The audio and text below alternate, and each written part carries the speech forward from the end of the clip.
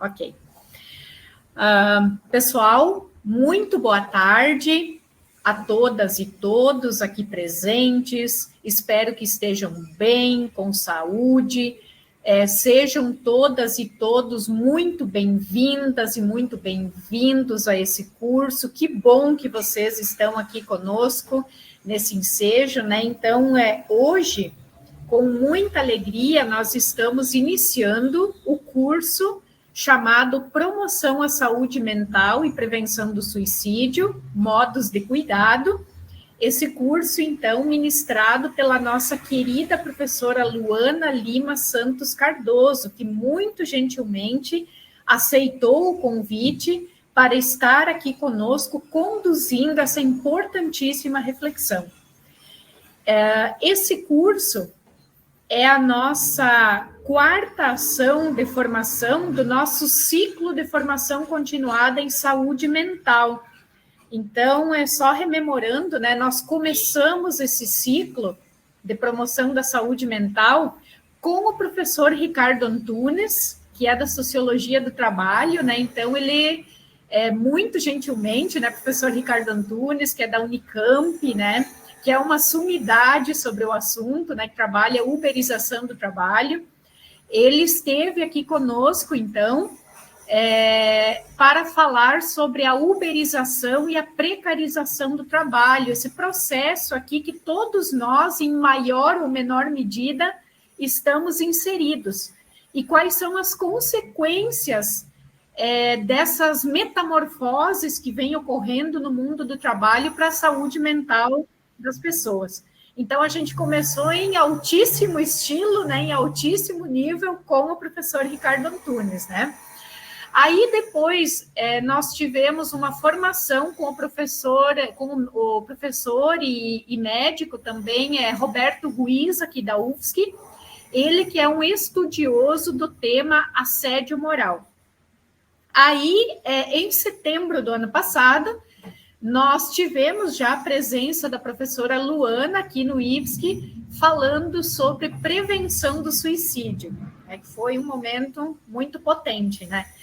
E a quarta ação de formação, então, é esse curso que nós estamos começando hoje, né? Ele é um curso de 20 horas, ele começa hoje, 19 de março, ele vai até o dia 7 de maio, e nós vamos ter 5 aulas síncronas, né? Daqui a pouquinho já a professora Luana vai apresentar, né, o cronograma do curso, o que vai ser tratado, né? Então, nós teremos 5 aulas síncronas, né? O curso, então, ele tem a parte assíncrona, que é o material para leituras e estudos, e tem 5 aulas síncronas, né, que ocorrerão quinzenalmente nesse mesmo dia e horário, né? Sempre das 15 até às 17 horas.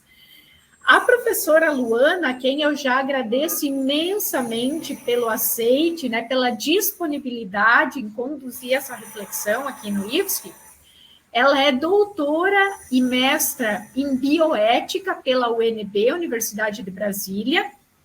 Ela é graduada em psicologia e em bacharelado interdisciplinar em humanidades, com área de concentração em subjetividade e comportamento humano pela Federal da Bahia.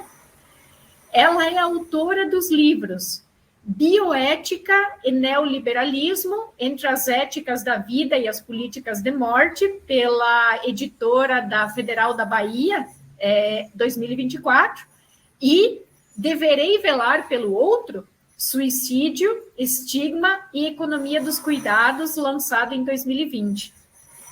Luana também é organizadora do livro Repensando o Suicídio, Subjetividades, Interseccionalidade e Saberes Pluriepistêmicos, também pela editora da Federal da Bahia, em 2022. Luana ainda é membro fundadora da Associação Brasileira de Estudo e Prevenção do Suicídio, a ABPS, pesquisadora do Observatório de Direitos Humanos dos Pacientes, ODHP, da Comissão de Educação da Sociedade Brasileira de Bioética, e a sua atuação acadêmica, profissional e política é alicerçada sobre os seguintes eixos: prevenção do suicídio, saúde mental e juventude, fibromialgia, luto e política, interseccionalidade, processos de subjetivação e neoliberalismo, éticas da vida e políticas da morte, direitos humanos, bioética e saúde pública. Então, além de ter esse respeitável currículo, né, que eu apresentei aqui para vocês, a Luana também não é só isso, ela é um ser humano fantástico, maravilhoso, com quem eu tive o prazer de fazer tratativas tão agradáveis, de dialogar, de aprender. Então, é essa pessoa que eu apresento e passo a palavra agora para dar início a esse nosso curso. Obrigado por estarem aqui, obrigado por estarem com o Departamento de Formação e Práticas Educativas em mais essa ação de formação e que tenhamos um excelente curso, excelentes reflexões, para que possamos avançar mais um pouquinho aqui na instituição acerca desse tão importante tema. Muito obrigada, então, e passo a palavra à professora Luana.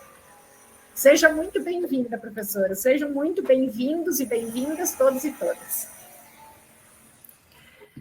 Boa tarde, minha gente. Boa tarde a todos, todas e todes.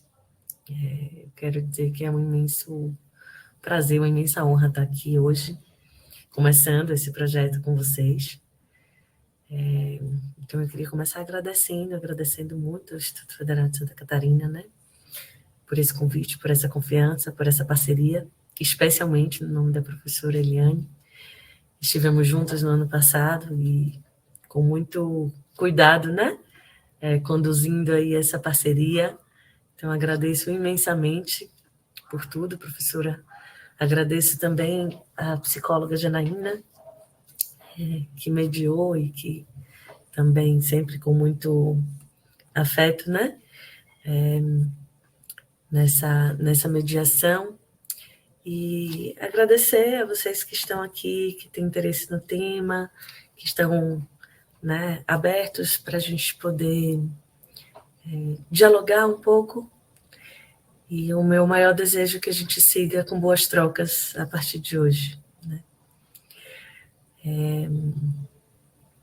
Eu, nesse primeiro momento, bom, acho que só relembrando o nome do curso que a gente vai estar promovendo aqui, que é Promoção Saúde Mental e Prevenção do Suicídio, e a ideia, nesse primeiro momento, que a gente possa começar se apresentando, né? E eu me vi muito bem representada pela fala da professora Eliane, então é isso. Eu acho que não acrescentaria nada mais, senão confirmar uma indicação que o currículo apontou, é que eu sou baiana, mas que moro atualmente em São Paulo. No mais, acho que dispenso um tanto a formalidade curricular, para além, né, daquilo que já foi apresentado pela professora. Muito obrigada, professora, por isso. E aí, antes de passar para o cronograma, para apresentar a vocês um pouco do que foi delineado, eu queria escutar um pouquinho de vocês, assim, quem vocês são, se vocês... a função, né, na instituição, a questão, como é que vocês têm, por onde passa o interesse temático, se vocês têm experiência, se não.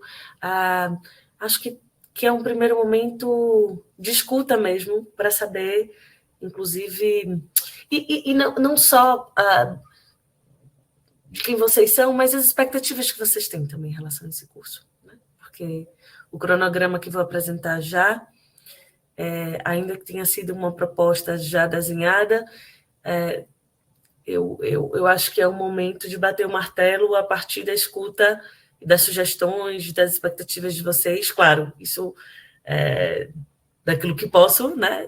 Daquilo que consigo alcançar, mas gostaria de fazer isso de uma forma participativa, né? De modo que vocês também se coloquem, ou que eu possa ir ajustando isso um pouco de acordo com a demanda de vocês, né? Já veio um pouco com a demanda institucional, mas a partir da escuta. Então, enfim, convido vocês a abrirem as câmeras, os microfones, para a gente se apresentar rapidamente, pode ser?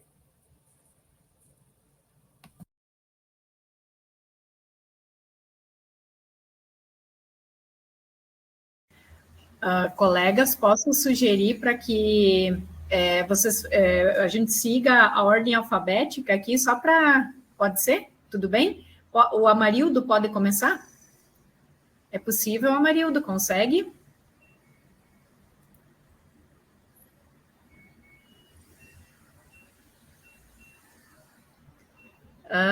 Amarildo, não. A Gislaine está com a câmera aberta. Pode ser, Gislaine. Vamos lá, então. Vamos lá. O Amarildo não respondeu, talvez ele não consiga. Enfim. Boa tarde, eu me chamo Gislaine, sou psicóloga aqui no campus de Gaspar. Eu trabalho na coordenadoria pedagógica. A gente, com certeza, já acompanhou, né, situações que envolvem a temática, né, em diferentes estudantes de diferentes modalidades, desde nos cursos de integrado, nos cursos superiores, então em diferentes faixas etárias, né? E é um tema que é sempre muito delicado, e a gente tem todo o cuidado para lidar com a temática de uma forma muito ética, muito sensível, muito acolhedora, né? E a minha expectativa com o curso é de a gente poder estar trocando informações e estar nessa constante, nesse constante aprimoramento, nessa constante busca, né, de encontrar formas aí de prevenir, né, as situações que envolvem suicídio. E me preocupa principalmente, assim, na questão dos adolescentes, dos jovens, né, que muitas vezes estão muito vulneráveis emocionalmente, muito desamparados, e que quando a gente faz o contato com os familiares, nem sempre a família consegue compreender e dar um bom respaldo, uma boa retaguarda para a gente fazer todo o cuidado que é necessário. Então, eu queria ouvir mais, queria poder dialogar mais sobre essas questões, assim, enquanto os adolescentes estão vulneráveis, estão muitas vezes adoecidos, e as famílias não conseguem muitas vezes compreender e dar a devida importância para aqueles sintomas, para aqueles sinais daqueles adolescentes que já estão mostrando, né, um risco à sua vida muito importante. Então, minha maior expectativa é com relação a isso, né, mas as expectativas são muito boas, porque já ouvi falar de você, Luana, não tinha tido a oportunidade de estar em outros momentos contigo, então também você é uma referência importante aqui, que é sempre dito, né, no teu nome, então também fico muito feliz de ter essa oportunidade nesse momento. Agradeço aí a organização, né, por essa atividade, e também a Luana pela disponibilidade. Poderia pegar bem fácil.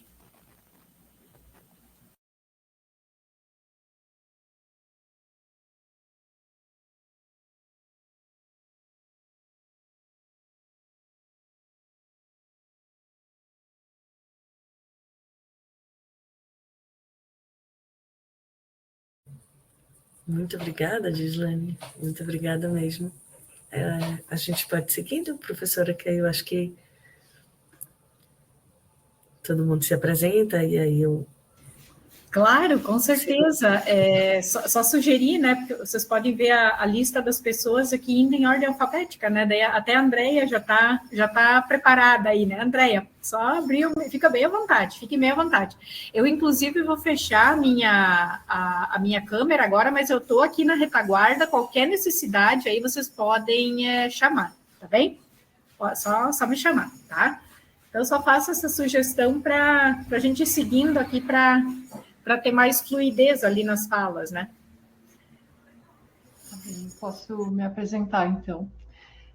Boa tarde, Luana, Eliane, colegas, né? Eu sou a Andreia, sou psicóloga no campus Florianópolis Centro. Eu vi o curso por acaso e fiquei bem feliz de ver o nome da Luana e de ver que é uma formação continuada, né? Que a gente vai ter vários encontros. Eu participei de uma com o Diogo, eu não lembro o sobrenome dele, que foi organizado também, que foi muito importante, assim, porque essa demanda de saúde mental, ela é muito presente para a psicologia, tem uma tendência de centralizar no psicólogo a responsabilidade pela saúde mental, e a gente sabe que saúde mental tá no todo, né, da instituição, e a escola não tem essa função de tratar, mas a gente tem a importância de identificar, de acolher, de encaminhar, de criar ponte com a rede, né? Mas é sempre muito desafiador. Eu estou na instituição desde 2014, desde que eu cheguei no IFSC, isso sempre esteve presente, eu acho, desde o primeiro mês que eu entrei no IFSC, assim, e é muito, muito desafiador, assim. Eu sempre falo que eu pensava que não ia trabalhar com clínica indo para a educação. Eu não fui para a educação só por isso, mas eu pensava que a clínica não estava, mas ela está, porque você tem que ter um manejo inicial dessas situações, tem que acolher, tem que...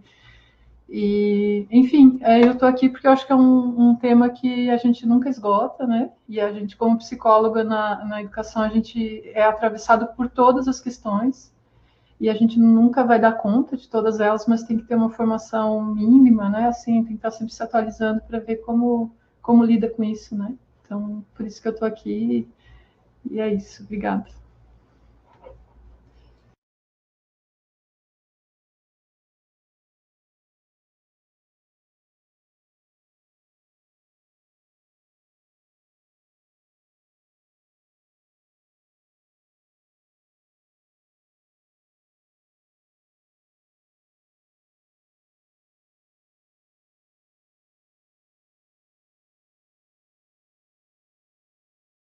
Obrigada, André. Não sei se a Marilda está por aí. André, Betina, quem pode continuar?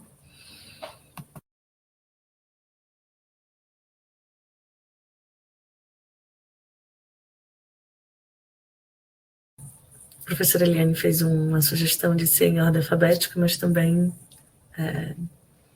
se preferirem, a gente pode fazer de outra maneira para ficar mais fluido também. Oi, gente, boa tarde. Então, dando sequência às apresentações, o meu nome é Betina, eu sou assistente de administração lotada no campus Florianópolis, mas no momento, a minha formação é psicologia também, e no momento eu estou na reitoria, no cargo de coordenadoria, na coordenadoria de atenção à saúde e qualidade de vida do trabalho. Quando eu estava no campus, eu trabalhava no Daltec, diretamente envolvida com os estudantes dos técnicos integrados, principalmente os menores de idade. A Andréia, que falou anteriormente, era minha parceira, né, Andréia?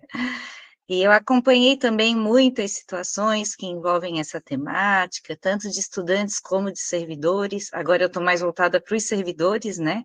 Então, eu estou aqui com essa expectativa de um papel mais estratégico, além da minha própria formação, claro, um papel mais estratégico para orientar os campos, divulgar entre as CISPs, que são as Comissões Internas de Saúde do Servidor Público, e as equipes de PCDs, que a gente está resgatando no momento, né, dos servidores que acompanham os servidores com deficiência. Então, é mais nesse sentido, né, desse meu papel estratégico e também para a minha formação. E obrigada aí pelo tema, pela organização da CFEAD, que é um tema sensível e muito importante, que não se esgota nunca, né?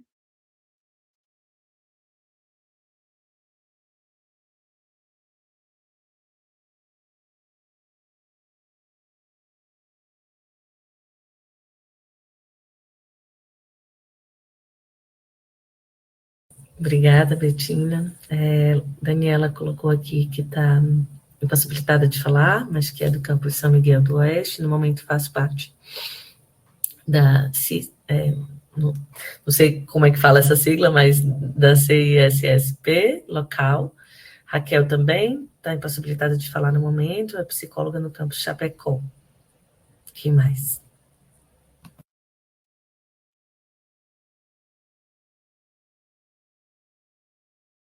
Seu microfone está fechado, Tassiana. Deixa eu ver. Permitir mais sim. É que está no login dela.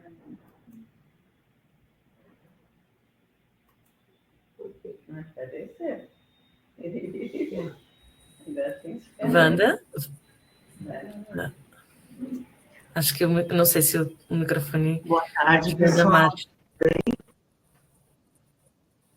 Deixa eu ver. Mas Sim, não, sim. fechou. Aí, agora deu? Deu. Ah, deu, tá. Me ouvem? Sim, sim. Boa tarde, tudo Então, bem? pessoal, eu sou Tassiane, atualmente estou trabalhando na reitoria, na DAI, ali no departamento, né, de assistência de diretoria de assuntos estudantis, e eu já trabalhei ali no Continente como coordenadora ali, presidente da CISP, né, durante um período. Eu tenho gosto bastante do tema. Não, eu já tive uma experiência infelizmente ruim, eu tive depressão na gestação, uma depressão bem grave, e hoje, graças a Deus, né, já estou tratada, já estou curada, foi durante a gestação da minha filha e perdurou só até os 3 meses depois do nascimento. E aí eu comecei, depois de todo esse processo, né, acompanhamento em psiquiatra, conhecendo mais esse universo. Não foi pelo amor, né, que eu me acolhi tanto com o tema, foi mais pela dor, mas comecei a perceber que ele é muito importante para todas as pessoas, independente se tu é bem estabilizada financeiramente, se tu tem um bom emprego, se tu tem uma família harmoniosa. Às vezes são situações do dia a dia que a gente nem percebe, né, que tem um grande desgaste na nossa saúde emocional, e o quanto, né, falando de trabalho, o quanto hoje a gente percebe, né, que tem servidores adoecendo. Quando eu fiz parte ali da CISP, eu troquei algumas ideias com a gestão, e como a gente tem pessoas se afastando por vários fatores, né, que daí a gente não teve acesso, mas em afastamento por motivos psicológicos, né, dos mais variados possíveis. E aí eu vejo que é necessário esse olhar da instituição, né, no sentido, claro, não é obrigação da instituição, né, tá fazendo o tratamento das pessoas, mas essa formação continuada é um exemplo, né, de como a informação é importante, a forma da gente se autocuidar no dia a dia, e a instituição talvez de alguma maneira, ter esse olhar para esses índices, sabe, e perceber que alguma coisa está acontecendo. Talvez o desgaste seja no trabalho, seja a soma de uma vida muito corrida, né, de um dia a dia muito atribulado para todos nós, né, mas é isso, assim, que as pessoas tenham mais informação, busquem mais saber o que é saúde mental, se conhecer, sabe, e essa prática eu acho muito importante. Eu me inscrevi de última hora, porque eu não sabia se eu tinha disponibilidade ali, se eu conseguiria até pedir para a Eliane, ela acabou me fazendo a minha inscrição forçada, mas eu estou bem feliz de participar. Indiretamente, hoje na DAE, eu trabalho com a parte de alimentação escolar, mas saúde mental, seja para si ou para te atuar com um servidor, com alunos, é muito importante. Eu acho que é fundamental.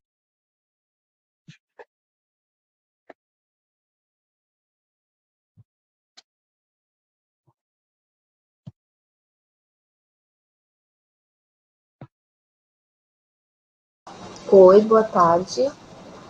Eu sou Morgana, eu sou pedagoga aqui no Campus Continente, trabalho na coordenadoria pedagógica, e quando eu vi a formação, eu achei que o tema é muito relevante, não só para a atuação aqui na coordenadoria pedagógica, né, que a gente faz um trabalho multidisciplinar aqui com os estudantes, né, e também com os professores, mas como a colega Tassiane colocou, é importante também para a questão pessoal, né? Eu também já vivi alguns períodos de depressão, outros de ansiedade, né? Faço tratamento, tanto com terapia como com psiquiatra, e no momento também eu tenho uma filha que está iniciando a adolescência, e em breve a minha segunda filha também vai entrar na adolescência, então também são períodos que exigem bastante, né, de cuidados na questão da saúde mental, e eu acredito muito que essa formação pode contribuir não só aqui no meu trabalho, mas também na minha vida pessoal com a minha família.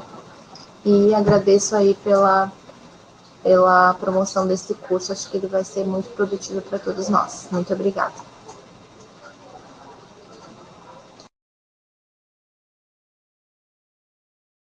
Obrigada, Morgana. Por favor, Wandamares, com a palavra.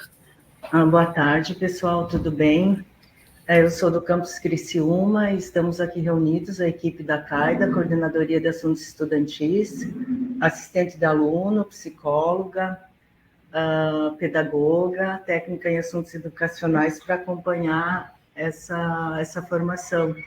E parabenizo o Departamento de Formação de Práticas Educativas do Instituto por estar nos proporcionando essa temática e muitas outras capacitações que a gente tem à disposição. Um tema extremamente relevante e importante, né, para o nosso dia a dia na escola e na vida particular. Eu acho que é isso. Obrigada pela oportunidade.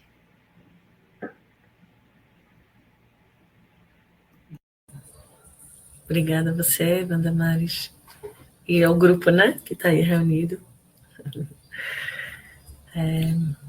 Aqui no bate-papo, Cristiano colocou que é docente da área mecânica e presidente da CISP do campus de Araguá do Sul. A Betina... sim, explicando, né, o que é a CISP. São as comissões internas de saúde do servidor público. Obrigada por isso. Quem mais? Eu? Claro, por favor. Boa tarde a todos e todas. Eu sou Juscelio, eu sou professor do Campus Continente. Eu estou, aliás, em afastamento nesse momento, não por saúde, vamos lá, por doutorado. Bom, é quase que por saúde, né? Essa função tira o corpo da gente e a paz mental. Mas, felizmente, estou bem, enfim, né? Me interesso pelo tema porque eu fui ter contato com antidepressivos depois que eu entrei no IPSC. Isso para mim é bastante importante, né? Eu acho que eu trabalhava em outras duas instituições antes e essa coisa que, no meu ponto de vista, é uma ode à burocracia em detrimento da própria humanização dos processos, é uma coisa que me deixa muito louco, né? Na verdade. Então, me interesso pela área por isso. E as pessoas costumam achar, eu sou de exatas, acham que eu sou de humanas também, né? Hoje eu sou editor da seção de Direitos Humanos da revista de extensão do IPS, que também é outra coisa que me faz estar aqui. E agradeço pela oportunidade. Eu, eventualmente, não vai poder estar em algum encontro, em função da minha situação, mas a vida não espera ela ser perfeita, né? A formação, a oportunidade, por aí vai, não espera que a gente esteja ali 100% disponível. Obrigado. Obrigada, Juscelio. Eu peço desculpas ao Guilherme, que se apresentou lá em cima, não tinha visto. Então, ele diz que é professor de História do campus Xanxerê e dá aulas de jiu-jitsu para crianças em projetos de extensão, com muitas alunas com histórico de tentativas de suicídio. Recentemente, há menos de um mês, uma aluna de 12 anos conseguiu tirar a própria vida. Né? Peço desculpas, Guilherme, tinha perdido a sua apresentação por aqui. Stephanie? Isso. Boa tarde. Conseguem me ouvir? Só um minutinho que minha bateria...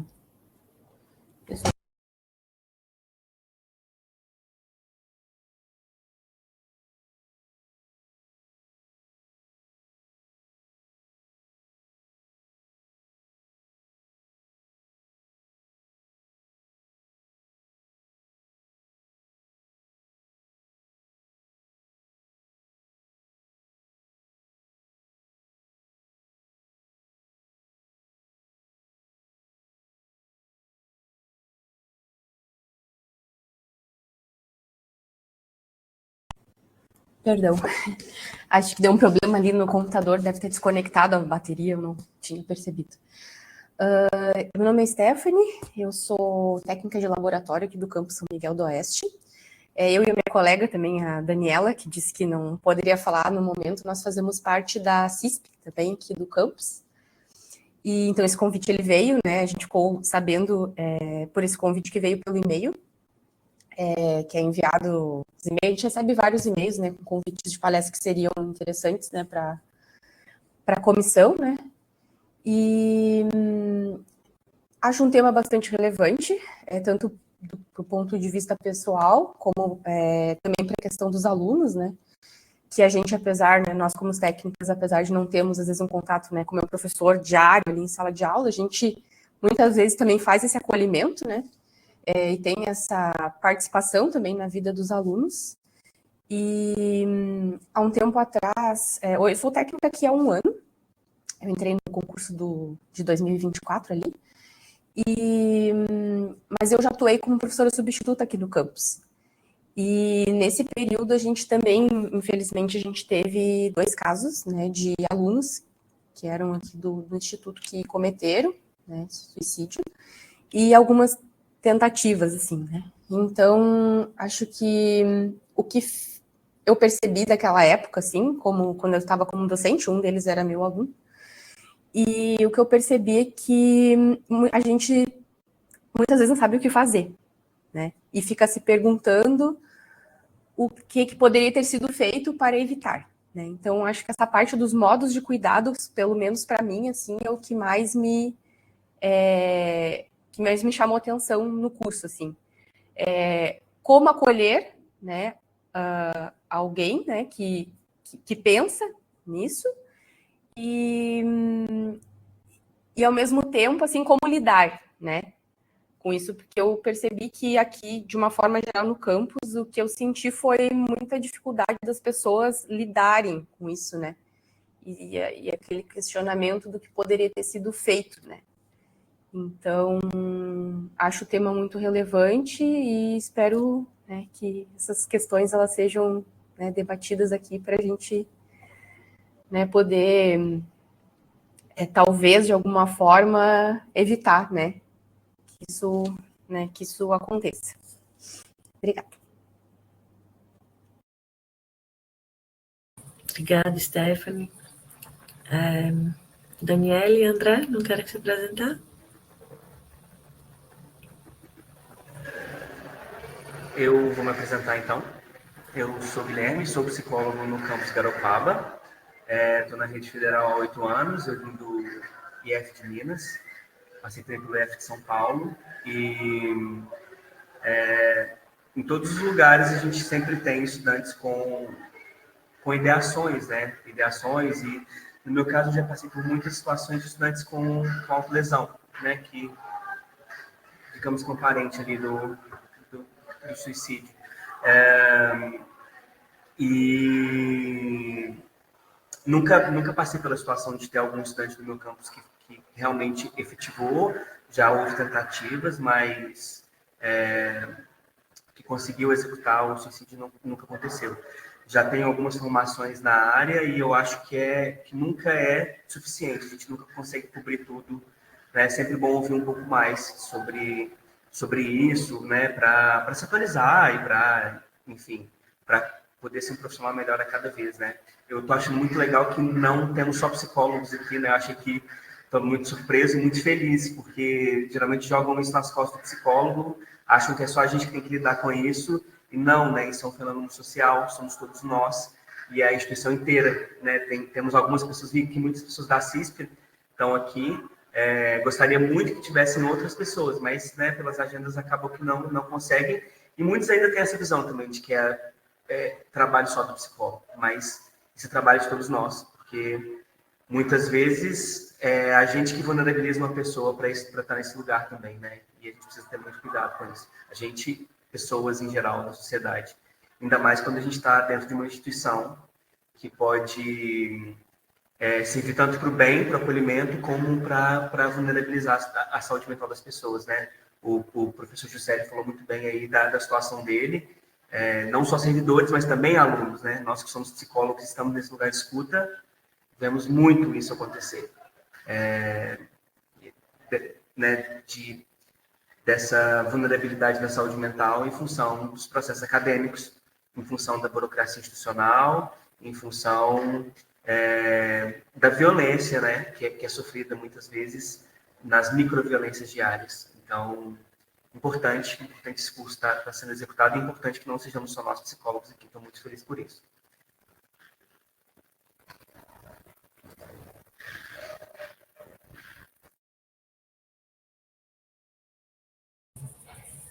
Obrigada, Guilherme. Não sei se mais alguém. Oi, boa tarde. Boa tarde, Mariana. Tudo bem?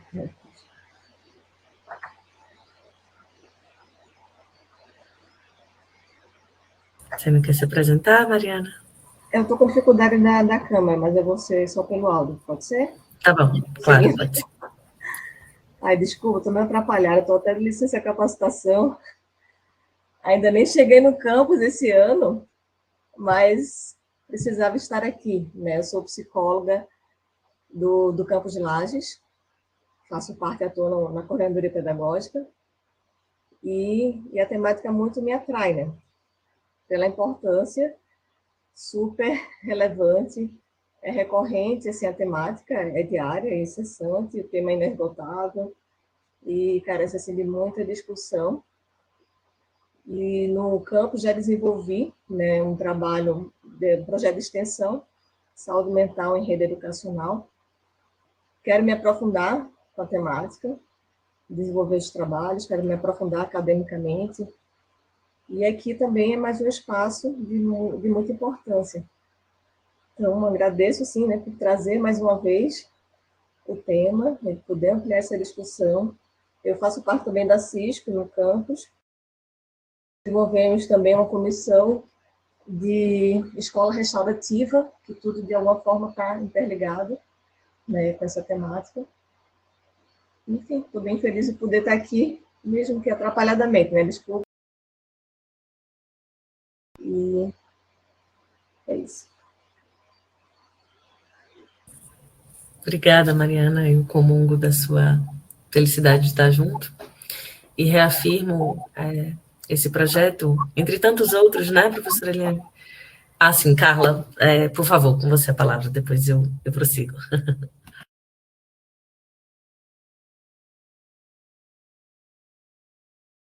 Boa tarde, eu estou sem voz.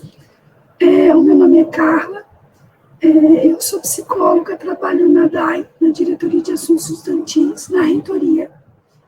E quanto à relevância do tema, não há muito o que comentar, acho que já foi bastante falado, e até porque eu estou sem voz, né? Mas gostaria de agradecer e de enaltecer a importância desse momento de divisão com todos os presentes.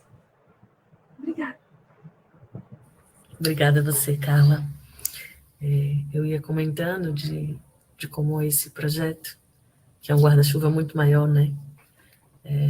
Mas que é simbólico também para dizer do compromisso ético-político da instituição, e que concordo com vocês, né? Alguns de vocês trouxeram da alegria de ter presenças para além dos PCs, né? Porque a importância da gente poder falar de promoção da saúde mental e prevenção do suicídio não restrito aos especialistas, especialmente aos psicólogos, psicólogas, né? Psicólogos aí, poder expandir esse olhar. E essa é uma coisa que eu sempre digo, a forma que a gente enxerga o fenômeno, a forma que a gente compreende o fenômeno.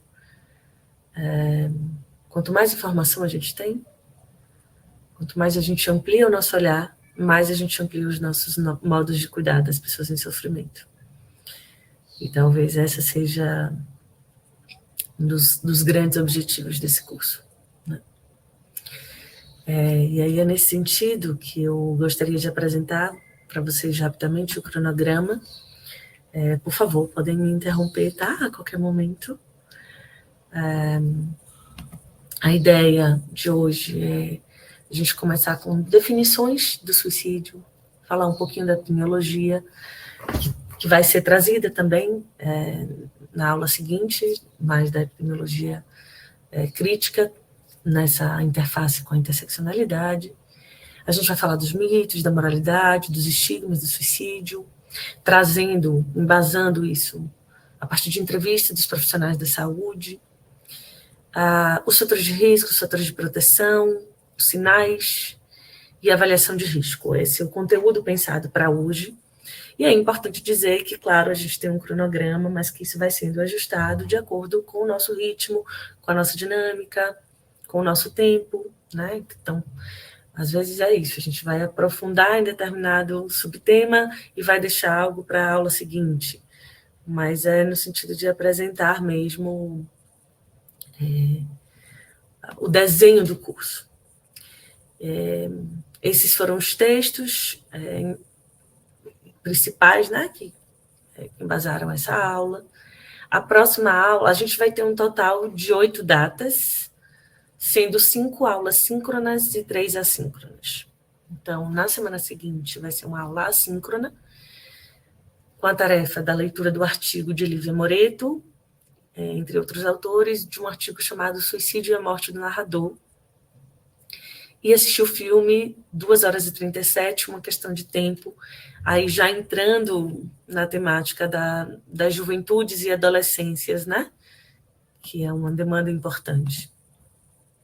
Na aula seguinte, do dia 2 de abril, a aula síncrona, a gente vai falar um pouco, vai debater um pouco, né, esse material, o artigo e o filme, e aí vai entrar no debate da interseccionalidade, das juventudes, das violências, da escarificação, falar um pouquinho de pandemia, de rede social, né? Aqui também os textos orientadores da aula. No dia 9/4, uma aula assíncrona, a leitura do capítulo do livro Suicídio, Bioética e Neoliberalismo, e o documentário Laços e Nós. Na aula do dia 16/4, a ideia é que a gente fale sobre suicídio e instituições de educação, sofrimento, adoecimento e ações de enfrentamento, os processos educativos, a lógica do desempenho, a performance e o discurso neoliberal, entrar também um pouco nessa temática do luto e da pós-venção. Para quem não conhece ou nunca ouviu falar, o termo pós-venção é justamente o cuidado que a gente promove aos enlutados por suicídio, que também é uma forma de prevenção do suicídio. E aí a gente vai usar uma entrevista muito rápida de Petra Costa, que foi a diretora do documentário Helena, que foi quem, né, essa diretora, ela perde a irmã por suicídio, ela faz uma espécie de documentário, né, aí como também fruto da sua perda. E aí vamos falar um pouco dos casos dos serviços universitários. Esses são os textos da aula. No dia 23/4, a ideia é que vocês possam assistir o documentário Solitário Anônimo.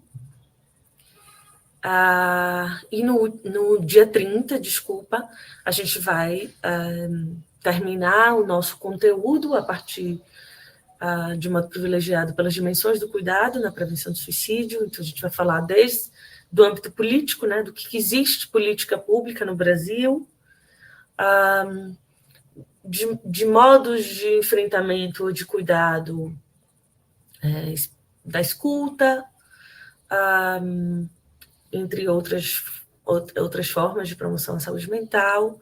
A gente vai falar também dos conflitos éticos e das contribuições da bioética na prevenção do suicídio. E aí, né, entre o dia 30 e o dia 7, a ideia é que vocês possam, claro, rabiscando desde o início, né, mas realizarem uma atividade avaliativa, que é redigir um texto reflexivo sobre o conteúdo do curso e sugerir uma ação, uma intervenção institucional de promoção à saúde mental e prevenção do suicídio, né? Deve ser até 3 laudas, não é nada muito grande, mas é uma redação, um exercício mesmo, né, de pôr no papel as reflexões mais importantes, os temas mais centrais, e que causaram, de alguma maneira, inquietações ou inspiração para se pensar em pequenas ações, né, intervenções continuadas na instituição. Porque aí no dia 7/5 a gente vai falar um pouco dessas ideias, vai fazer uma roda de conversa, e vai avaliar o curso, vai encerrar o curso. Então, não tanto sobre conteúdo, e mais uma roda de conversa informal, que é também um convite para as outras aulas, né? De que vocês possam participar ativamente. Acho que essa é uma coisa bem importante de dizer, assim, é muito importante ter a presença troca de vocês, assim, né? Para não ficar aqui falando sozinha. Então, acho que essa é um pouco a ideia inicial. Eu coloquei aqui, nessa outra parte, o material do curso, e eu dividi com sugestões, com registros e sugestões dos subtemas, né? Então, vocês vão ver aqui da epidemiologia, dos mitos e estigmas, da interseccionalidade, do suicídio de juventude, suicídio de instituições de educação, da pandemia, do uso das redes sociais, dos modos de cuidado, do tema da medicalização, neoliberalismo, bioética, luta por suicídio pós-venção, porque ali no cronograma inicial a gente foi um registro dos materiais obrigatórios, vamos dizer assim, mas essa compilação aqui, para quem tiver interesse e puder se interessar, né, e ampliar um pouco esse repertório, quanto mais vocês lerem, quanto mais vocês assistirem, quanto mais vocês tiverem acesso a esse material, isso vai enriquecer os nossos debates. E, claro, quem quiser aprofundar ainda mais sobre cada um desses subtemas, pode me sinalizar, eu posso ampliar aí as indicações, os materiais. Mas isso era um pouco do que eu queria apresentar, do que foi inicialmente desenhado como uma proposta, e escutar vocês, se vocês estão de acordo, se vocês têm alguma pergunta, se vocês têm alguma sugestão. A gente vai, como a professora Eliane está colocando aqui, né? Uma informação importante que a gente vai inserir esse material, tanto o cronograma quanto os slides, né? Do curso, com o curso do curso, a gente vai estar inserindo os slides também, tá certo? Dúvidas, questões, inquietações, sugestões?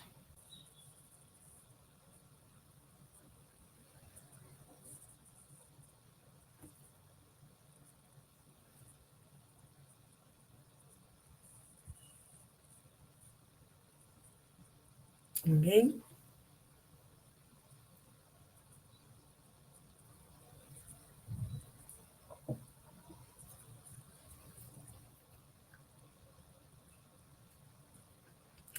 Eu vou repassar, professora Eliane, porque de ontem para hoje eu fiz pequenos ajustes, e aí a gente reinsere o arquivo atualizado. Bom, se ninguém tiver questões, eu posso seguir. Mas está aberto para quem quiser comentar. Luana, querida, nós estamos sem teu áudio. Jura? Que engraçado que o seu microfone está verdinho, tá... Eu estou ouvindo bem, Eliane. Está ligado, mas nós não estamos te ouvindo. Eu estou ouvindo. Vocês estão ouvindo? Morgana Sim. Está ouvindo? Tem mais alguém que não está ouvindo? Eu não estou ouvindo? Será que eu... E agora? Estamos ouvindo aqui, Vocês tá estão tudo ouvindo? certo? Aparentemente, sim. Acho que... Então vai ver que é a minha internet que deve estar lentinha aqui. Se vocês estão ouvindo, tá tudo certo, então. Tá bom, então. Então, bom. A gente vai prosseguindo. Qualquer coisa, por favor, me interrompam, tá certo? Na verdade, estão convidados para isso, né? Eu vou começar com a epidemiologia, afirmando que o suicídio é um grave problema de saúde pública mundial, né? São mais de 700 mil pessoas que morrem por essa causa no ano. A cada 40 segundos, uma pessoa se mata. E as tentativas de suicídio são ainda maiores, né? Entre os anos de 2010 e 2016, houve uma diminuição da taxa global de suicídios, com exceção da região das Américas, que cresceu 6%. Né? E aí a gente tem também o Brasil na 8ª posição no ranking mundial em números absolutos de óbitos por suicídio. E somos o 4º país latino-americano com maior crescimento no número de suicídios entre 2000 e 2012. Então, a gente está falando de uma curva ascendente muito importante, e que se sobressai essa curva ascendente entre os jovens e adolescentes, né? O suicídio é a segunda causa de morte mundial entre pessoas de 15 a 29 anos, e sua ocorrência no Brasil equivale à 3ª causa de morte entre a população jovem. Fazer um parêntese, né, para dizer que, apesar dos dados alarmantes entre a juventude, a população que ainda se mata mais no mundo é a população idosa. Isso é bastante invisibilizado na literatura, e acho que isso denuncia também uma certa lógica da vida que subvaloriza essa população. É uma população que não produz mais, não consome, né, de modo significativo, que essas vidas são tidas de menor valor, e que a morte parece um horizonte mais aceitável para essa população, inclusive maquiando os modos de morte e de morrer, né? Porque muitas vezes a gente está falando de uma população que tem acesso a medicamentos, que tem uma série de doenças acopladas, e que muitas vezes esses suicídios eles passam sem problematização, sem visibilidade, sem nomeação, né, para essa população. Ainda pensando no Brasil, e no último boletim epidemiológico que foi mais detalhado, 2021, é que entre 2010 e 2019 houve um aumento de 43% no número anual de mortes, o que significa aí um aumento de risco de morte por suicídio em todas as regiões do país.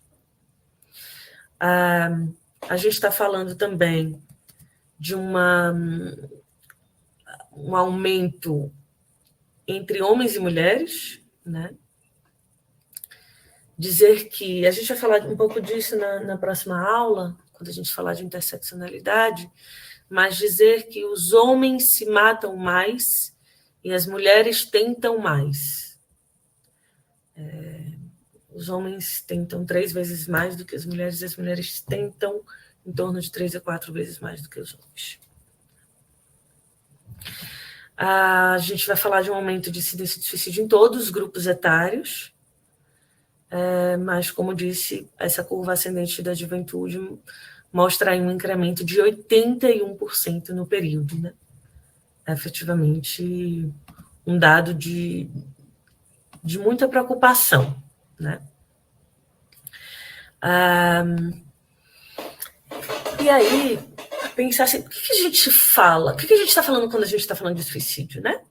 A primeira coisa é manifestação humana, uma saída, né? Uma saída diante da dor de existir, uma saída diante de muito sofrimento, de momentos de... Não gosto muito dessa palavra, mas acho que numa captura aí do que chega, de uma crise, né, de um momento de muito tensionamento de si e da vida, né? A gente escuta com muita frequência os pacientes dizerem: não quero morrer, eu quero matar a minha dor, né? Isso é interessante porque o próprio Freud falava de que a morte não tem representação no nosso psiquismo, né? A gente não sabe o que é morrer. Então, a gente tem um ímpeto da morte muito como uma tentativa de pôr fim a uma situação que parece muito insustentável, né? Então, é matar a dor, né? Não é necessariamente acabar com a vida. Isso é importante de ser dito. Inclusive para que a gente possa ter aí um reconhecimento, sobretudo clínico, quando a gente fala de clínica, mas não só na clínica, que é essa distância que se faz entre quero morrer, não quero me matar e vou me matar, né? Há uma distância importante, aqui muito inspirada num pensamento de Soraya Carvalho, que é a coordenadora do Núcleo de Estudo e Prevenção do Suicídio em Salvador, que foi onde comecei ainda como estagiária. E essas são dimensões que a gente vai poder falar um pouco mais para frente, mas aí num certo discurso e numa localização, numa contextualização da morte. Né? O suicídio ele vem também aí como uma crise da solidão ou como uma ausência de pertencimento.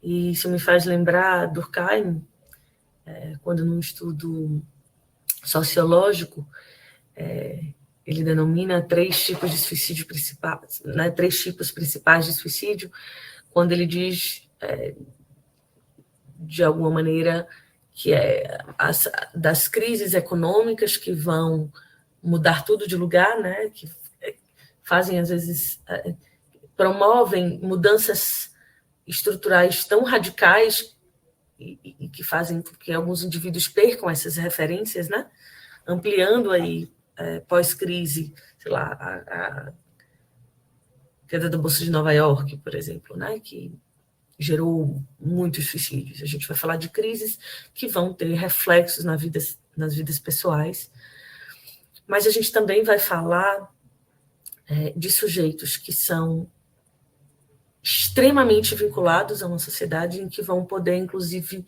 dar a sua vida em nome de uma sociedade, né?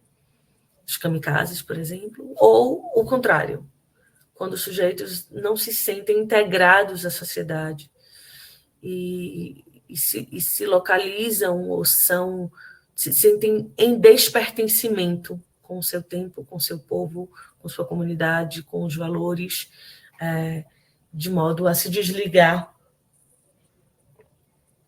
né?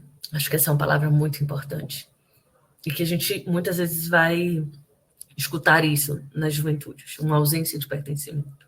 Né? Uma coisa muito importante dizer é que não existe uma explicação universal ou uma única causa para o ato suicida. A gente vai ter, no máximo, gatilhos ou fatores desencadeadores do suicídio, inclusive em hospital, né? Eu que trabalhei em hospital, muitas vezes escutava dos profissionais de saúde tentativa de entender, né, um ato, e era porque perdeu o emprego, porque rompeu um casamento, e aí 1000 razões, né, que as pessoas tentam aí costurar ou dar sentido, mas é muito importante dizer isso, de que a gente vai falar no máximo de um fator desencadeador, porque existe um único consenso na área, que é o fenômeno é multifatorial, né? Não existe nada que justifique unicamente a morte. E aí, quando a gente pensa em definições de um modo mais amplo, a gente vai encontrar da literatura ao dicionário uma definição de morte autoprovocada, ou seja, um ato deliberado e intencional do sujeito de provocar a própria morte. Mas, ao mesmo tempo, quando a gente tem um registro no país, então, quando morre alguém por suicídio, esse registro ele vai ser acoplado na categoria de violência por causas externas, junto com homicídios e acidentes de carro. E essa categoria, especialmente quando a gente fala de homicídios e acidentes de carro, parece que a gente está falando de um contexto externo que influencia no indivíduo de modo que ele não tem uma responsabilidade direta pela sua própria morte. Então, a gente está falando de um tensionamento de concepções, de um paradoxo categórico muito pouco problematizado na literatura. Porque, de um lado, a gente tem intencionalidade, de outro lado, a gente tem responsabilidade. Né? E a grande questão é como é que a gente pode... Algumas perguntas ajudam a gente, né, a destrinchar um pouco esse dilema, esse conflito, que é como é que a gente pode verificar as intenções de uma pessoa que já morreu? Então, como é que a gente dá conta dessa multiplicidade, da complexidade do ato e das suas razões? E nos casos em que a mortalidade depende da capacidade, da incapacidade, da possibilidade, da impossibilidade de outras pessoas intervirem a tempo? E saber do efeito do suicídio teria bastado para impedi-lo? Quem mata quem quando o suicídio acontece? O silêncio carregado por quem foi embora denuncia o quê do indivíduo e do coletivo, né? Acho que... E aqui, acho que esse é um exercício importante, né? Da gente fazer muitas perguntas, mesmo que a gente não responda todas elas. Não tenho mesmo a pretensão de responder todas as perguntas. E essa é uma pergunta para mim muito crucial, né? O silêncio carregado por quem foi embora denuncia o quê do indivíduo e do coletivo? Em setembro do ano passado, Nilson Neto, que é uma referência em suicidologia, ele disse uma frase muito interessante, que é assim: a gente parece muito interessado em falar sobre suicídio, né?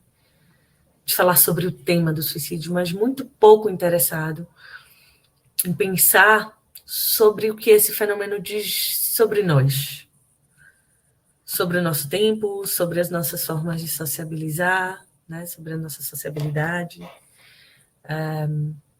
sobre as nossas formas de afeto ou de se afetar, dos nossos laços, das nossas políticas, do nosso senso de pertencimento ou despertencimento. Então, eu acho que esse é outro convite que eu gostaria de fazer a vocês, né? Que a gente possa, junto com a reflexão temática, fazer uma reflexão sobre nós, né? Como coletivo, como sociedade, para a gente entender sobre o que os suicídios dizem sobre nós também. E é por isso o imperativo, né, de dilatar o fenômeno desde uma perspectiva relacional. E aí vou trazer para vocês, compartilhar com vocês a definição que, para mim, contempla mais e melhor, né, que é de Staples, um autor da antropologia do suicídio, que vai afirmar o suicídio como uma metáfora da dança. Não só um solo, né, mas uma dança envolvendo duas ou mais pessoas interconectadas. E aqui, duas ou mais pessoas interconectadas podem ser duas pessoas no âmbito afetivo, no âmbito familiar, no âmbito do trabalho. Pode ser uma pessoa e o trabalho, pode ser uma pessoa e uma instituição, pode ser as políticas públicas, pode ser o senso de pertencimento. A gente tem aí uma conexão relacional que vai falar desde o âmbito individual ao grupo, ao grupal, ao coletivo, ao comunitário, né? ao Estado. Então, vamos pensar em uma dança envolvendo pessoas, instituições, Estado, em passos particulares, em movimentos dinâmicos sociais, culturais, afetivos.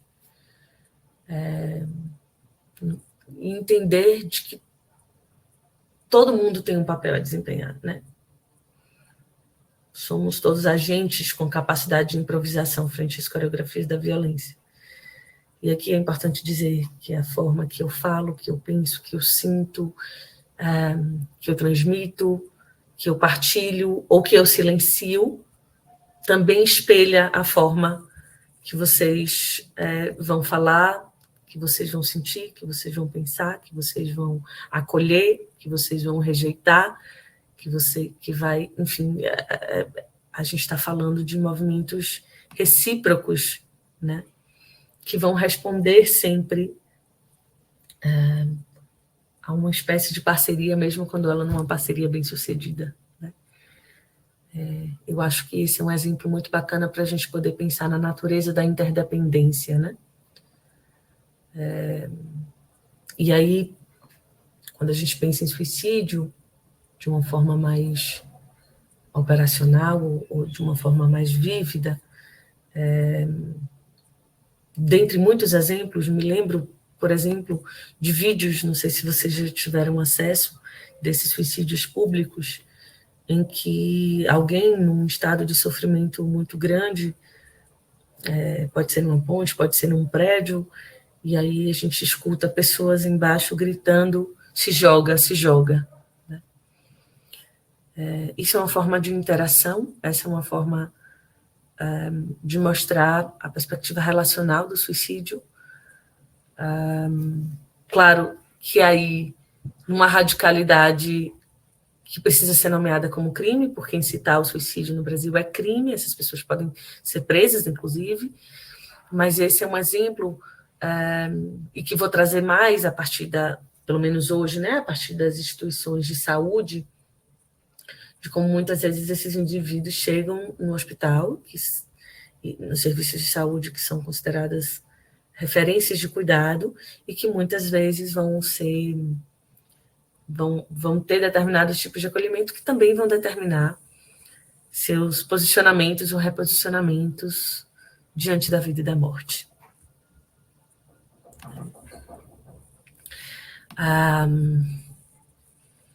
Bom, então, a gente ainda tem uma definição hegemônica, o suicídio como reflexo de um transtorno mental. Isso quer dizer o quê, né? Na literatura, estou vendo que as minhas setas foram... eu fiz em outro lugar e baixei fiz no Canva, e as minhas setas foram desconfiguradas. Mas a psiquiatria hegemônica, ela vai afirmar o suicídio vinculada em 98% dos casos a algum tipo de transtorno mental. Na literatura a gente vai achar especialmente a depressão, a bipolaridade, a esquizofrenia e o alcoolismo, né? Que são efetivamente fatores de risco, mas posso dizer de antemão de uma tentativa de desconstrução dessa ideia, né? E para isso eu trago 2 materiais. Um material é a Cartilha de Prevenção do Suicídio da Associação Brasileira de Psiquiatria, junto com o Conselho Federal de Medicina, que é uma cartilha de 2014, que eles vão trazer verdades e mitos sobre suicídio, discutir um pouco a temática, e que eu faço um recorte de um eixo da verdade, que é assim, os suicidas estão passando... um termo, inclusive, que a gente não usa mais, né, os suicidas, porque a gente reduz o sujeito ao ato suicida, e essa é uma coisa que a gente precisa evitar. Então, os suicidas estão passando quase que invariavelmente por uma doença mental que altera de forma radical a sua percepção da realidade e interfere no seu livre-arbítrio. O tratamento eficaz da doença mental é o pilar mais importante da prevenção do suicídio. Após o tratamento da doença mental, o desejo de se matar desaparece. Essa é uma afirmativa muito perigosa, porque é uma promessa, eu diria uma falsa promessa, de que o tratamento da doença mental faz desaparecer por completo, às vezes não, né? Inclusive alguns antidepressivos, eles podem potencializar o risco de suicídio no primeiro mês, justamente porque há aí por exemplo, quando a gente fala de pessoas deprimidas gravemente, né? Pessoas, por exemplo, que têm uma dificuldade de levantar da cama, de tomar banho, de comer, a gente vai ter uma resposta cognitiva, mas não necessariamente do ponto de vista do pensamento suicida. Então, na bula desses remédios de algum dos antidepressivos, vai estar lá, no primeiro mês, um risco aumentado de suicídio, ou de tentativa de suicídio. Isso a gente fala muito pouco, né? E a outra coisa é que se o tratamento da doença mental aqui, muito subscrito a partir de uma ideia da psiquiatria, de uma ideia de remédio, de uma ideia... A gente corre um outro risco, que é a hipermedicação e a medicalização. Aqui são dois fenômenos diferentes. A medicalização, vamos dizer assim, ela é uma tentativa de enquadramento das experiências de comportamentos, de atos, de experiências aos saberes e nomeações da medicina e de áreas afins, né? Então, quando a gente transforma, por exemplo, uma experiência comum, e normalmente essa experiência comum, a gente está falando de experiências indesejadas, de experiências marginais, de experiências desviantes, vamos dizer assim, que mais, né, são essas que mais facilmente são aí enquadradas em diagnósticos, em transtornos, ou assim, sujeitas à intervenção médica ou de saúde, né, de modo geral. E a medicação, vamos dizer assim, é a técnica privilegiada da medicalização, né? Porque a gente não medicaliza, a medicalização não se restringe à medicação, mas a medicação é a técnica privilegiada. E aí a gente tem muitos desses comportamentos transformados em transtornos e, ao mesmo tempo, esses comportamentos aí que parecem estar... Lembra que eu comecei falando da forma que a gente enxerga e a forma que a gente cuida? Então, se a gente enxerga apenas numa perspectiva individual, patologizante, a gente tende a cuidar de uma forma individual e patologizante. A gente não vai conseguir ampliar os recursos de enfrentamento, né? E essa é uma crítica importante de partida, porque a gente está falando de uma cartilha da Associação Brasileira de Psiquiatria junto com o Conselho Federal de Medicina, que são aí entidades muito importantes, de muito poder simbólico, que tem uma força de determinar as políticas do nosso país, né? Em contraposição a essa cartilha, eu trago um estudo de Harvard, né, que foi, inclusive, trabalhado por Solomon, que é um outro autor que eu também indico. Ele tem um livro muito bacana chamado Demônio do Meio-Dia. Bacana assim, né? Um livro duro, brilhante, chamado Demônio do Meio-Dia.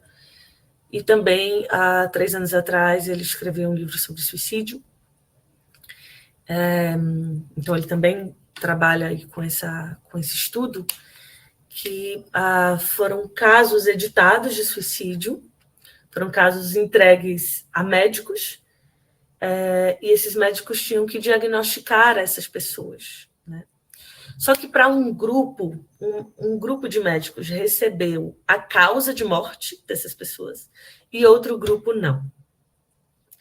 Ao grupo de médicos que desconhecia a causa de morte, os médicos indicaram algum tipo de transtorno mental, mais ou menos 22%. E o índice subiu para 90% quando o suicídio era incluído no perfil do paciente. Reparem a gravidade que a gente tem aí nesse dado, que é como a ciência ela ainda é baseada numa moralidade. Porque a causa da morte mudou a perspectiva, mudou a interpretação acerca do perfil de um sujeito, de um paciente. Então, acho que isso precisa nos dizer algo, né? No sentido de que a ciência ela não é isenta dos valores, dos nossos valores, né? Então, acho que é uma tentativa de decantar do que a gente tem conseguido produzir mesmo sobre suicídio, né? E a favor de quem? Em nome do quê e de quem? Porque essa moralidade ela é tão regente que o suicídio nos chega ainda como uma espécie de ato antinatural, antirracional, como uma desqualificação daquele que tentou suicídio. Então, comumente a gente escuta louco, incompetente, covarde, egoísta, fraco ou mesmo corajoso, né? Nos casos em que isso recai aí numa perspectiva mais heróica, que também é perigosa. A gente tem outros rótulos, como era tão bonita, era tão inteligente, tinha dinheiro, tinha tudo, porque é como se a gente tentasse aí enquadrar algum estereótipo, né? Ou alguma justificativa plausível para o suicídio. E aí, nesse sentido, um slide ou outro, ou um conteúdo ou outro, alguns de vocês que assistiram a palestra presencialmente, a gente pode estar aqui repetindo, tá certo, gente? Mas considero importante tanto para quem não viu, mas também para a gente poder aprofundar sobre alguns desses tópicos. Então, eu trouxe o tripé histórico estigmatizante do ato suicida, que está aí alicerçado no pecado, no crime e na loucura. Agora que estou vendo também que foi dividida as palavras, teve uma desconfiguraçãozinha, perdão. O que acontece, né? A gente teve uma influência muito grande do cristianismo nessa ideia que a gente também construiu de civilização, e que, dentre essas influências, o suicídio ganhou a partir, especialmente aí da Igreja Católica, a ideia de vida pertencente a Deus. O paradigma de Santo Agostinho, que se Deus deu a vida, ninguém pode tirar, e que o não matarás bíblico também deveria ser aplicado ao próprio sujeito.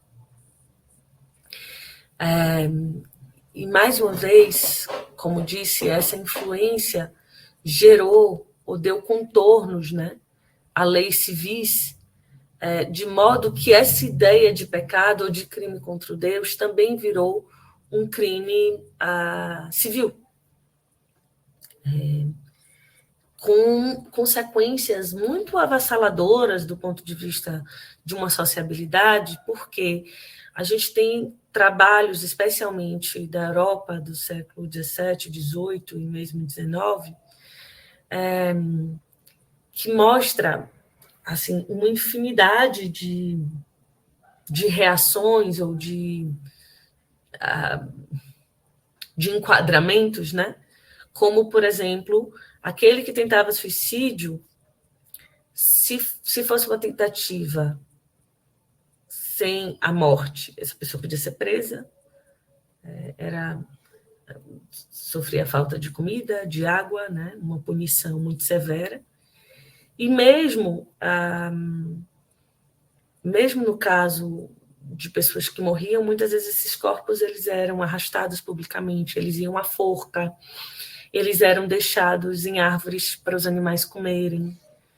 Era uma espécie de, ao mesmo tempo de desonra desse sujeito, uma ameaça a outras pessoas que pudessem ter essa mesma ideia. Mas essa punição ela era, então, estendida também aos familiares. Por quê? Tanto, de um lado, confisco de bens dessas pessoas, né? Mas também da perda de rituais fúnebres, que muitas vezes essas pessoas não podiam ser enterradas junto aos outros corpos, às outras áreas nobres, vamos dizer assim. Sendo, talvez, para quem é do interior, ainda tenha conseguido reconhecer isso em alguns rituais, né? Que esses corpos eram enterrados fora da área comum, de cemitérios, enfim. Dizer também que nesses trabalhos que a gente tem da Europa e dizer que a gente teve o período do absolutismo, em que a gente tinha aí o peso da soberania, né? Um peso histórico da soberania, em que o rei era dono dos seus filhos, dos seus súditos, e que também era um representante de Deus, né? Então, essa obrigação que a gente tem, que a gente tinha, que a gente tem, porque eu acho que isso é um contínuo aí, essa obrigação política ela se estende ao Estado moderno, né? Então, esse sujeito ele é um desobediente da normatividade política e jurídica. É um crime contra Deus, um crime contra o rei, e hoje há um crime contra a sociedade, né? É como se os nossos corpos fossem de uma comunidade e que essa desobediência são sujeitos mal vistos, né? Malquistos, e em que todos esses estigmas eles recaem sobre o indivíduo, mas eles também recaem sobre essa família, sobre aqueles que ficam, né? Por fim, a gente tem no tripé ainda, numa retroalimentação, eu diria assim, o Estatuto da Loucura, hoje nomeadamente diagnósticos e transtornos mentais, mas que a gente tem aí a loucura oriunda de um discurso científico, portanto, de um indicador de verdade, né? E que, por exemplo, a gente reconhece que no século XVIII e XIX havia um esquadrinhamento dos corpos dos suicidas com 1000 teorias, né? Então, um cérebro mais mole, enfim, uma série de teorias que tentavam justificar o suicídio a partir do enlouquecimento, né? Por que é importante falar desse tripé? Porque a gente reconhece uma atualização disso nas nossas formas de socialização e nas nossas formas de cuidado. Então, aqui eu trouxe para vocês um compartilhamento de estou aqui, voltei para o bate-papo para ver se vocês tinham falado alguma coisa. E aí Guilherme está dizendo da decapitação dos cadáveres e proibição de enterro em cemitérios católicos. Exatamente, Guilherme. Acho que isso hoje já modificado, mas ainda com resquícios, né? Se não pela via da operacionalidade desses corpos, mas discursivamente. A gente vai ver isso mais detalhadamente. Neuri Bottega, que é um psiquiatra e que é uma referência na suicidologia, ele realizou, antes de realizar, na verdade, um processo de capacitação com enfermeiros, ele realizou o questionário de avaliação do comportamento suicida com 317 enfermeiros, né? Esse foi um trabalho de 2005. E aí é interessante a gente pensar sobre como essas ideias, sobre esses estigmas, sobre esses mitos, como eles...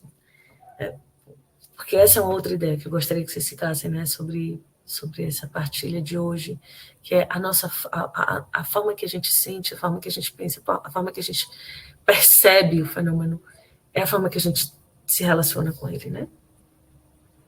Então, por exemplo, os enfermeiros disseram: a vida é um dom de Deus e só ele pode tirar. 85% concorda com isso.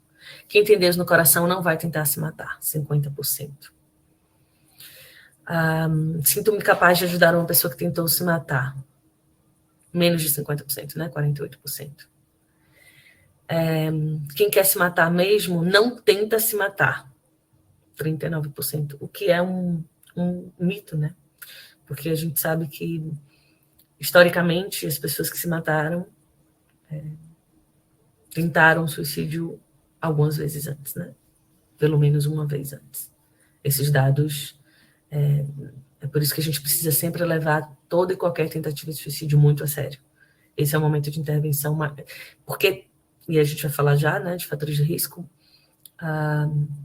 uma tentativa de suicídio é o fator de risco mais importante para o suicídio.